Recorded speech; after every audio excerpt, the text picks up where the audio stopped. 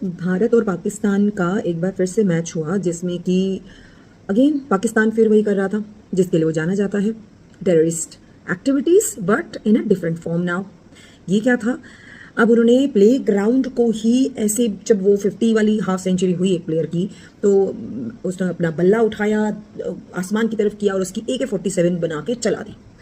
अब आप सोचिए उनका कल्चर क्या है उनकी अपब्रिंगिंग जो ऐसा करते हैं, क्योंकि एक टेरर स्टेट है, यहाँ पे सिर्फ टेररिस्ट बनते हैं। ठीक है, यहाँ पर जो है माइंडसेट ही, जिनको भी सिंपैथी आती है ना पाकिस्तान को लेके कि नहीं सब लोग एक जैसे, नहीं भाई, आप उनके आर्मी देख लीजिए, आप उनके क्रिकेटर देख लीजिए, उनका माइंडसेट देखिए, they just literally hate India. Bharat को तो वो ऐसा मानते हैं कि इसको खत्म हो जाना चाहिए।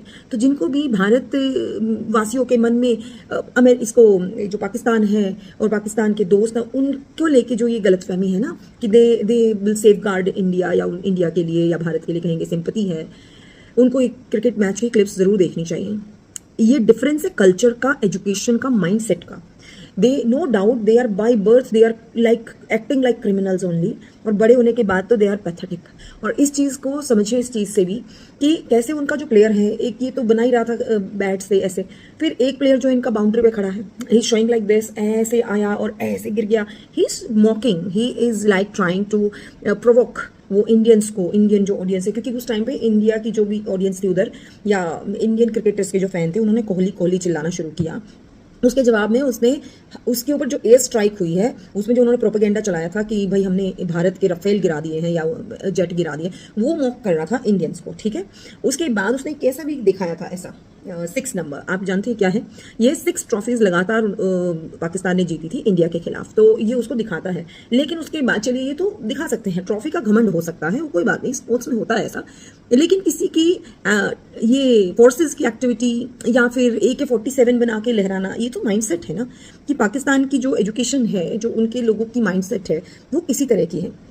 तो जो सिंपथाइजर है पाकिस्तान के, उनको इन चीज़ों को समझना चाहिए। कल को अगर आप निहत्थे होंगे ना, और अगर आप पाकिस्तान के सामने होंगे, उसकी आर्मी या उसके लोगों के सामने, उनका बस एक ही एम है कि भारत के लोगों को खत्म कर देना।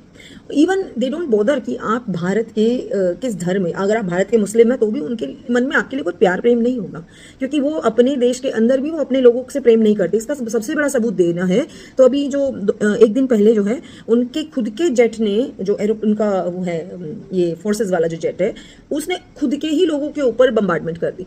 सोचिए, अपने सिविलियंस की लाइफ के ऊपर भी कोई दया नहीं है उनके मन में। ठीक है, दे हमें, सही बात है, हमें कहना चाहिए, they are the enemy of humanity, इंसानियत के दुश्मन है।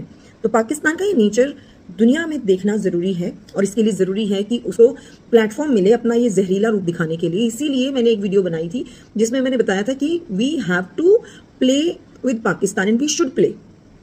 रीजन बीइंग कि जब हम स्पोर्ट्स के थ्रू, जब लाखों करोड़ों लोगों के टीवी, मोबाइल या सोशल मीडिया पे छाते हैं, वो प्लेटफॉर्म होता है जहां पर कि ऐसी कंट्रीज अपना नेचर दिखाती हैं जो लोगों को विटनेस होता है, इस पे चर्चा होती है, इस पे बात होती है। अगर आप अपने क्लोज डोर कर देंगे तब तो फिर आपको सारे गेम्स को ही बाइकआउट करना पड़ जाएगा। फिर तो आप देखिए, फिर किसी भी स्पोर्ट्स में आप नहीं जाएंगे। आपको पता है, क्योंकि सब स्पोर्ट्स के अंदर पाकिस्तान के प्लेयर्स हैं, आप कहाँ तक कहोगे कि नहीं हम नहीं खेलते। तो टूर्नामेंट हमारे हाथ में नहीं होते हैं। सबको लगता है कि देखो पॉलिटिकली ये वो उसका लड़का, ये पॉलिटिशियन, नहीं। देखिए, बोर्ड्स के अपने नियम होते हैं, इंटरनेशनली आप उन नियमों से बंधे होते हैं। आप उनको ऐसे अपोज करेंगे तो आप ध्यान रखिए, हम बिना इज्जत वाला पाकिस्तान नहीं है, हम भारत हैं, हमारी रेपुटेशन है और हमको आगे बढ़ना है, हमको पीछे नहीं करना अपने आप को। तो हमें इन प्लेटफॉर्म्स को यूटिलाइज करना आना चाहिए। जैसे हैंडशेक नहीं किया,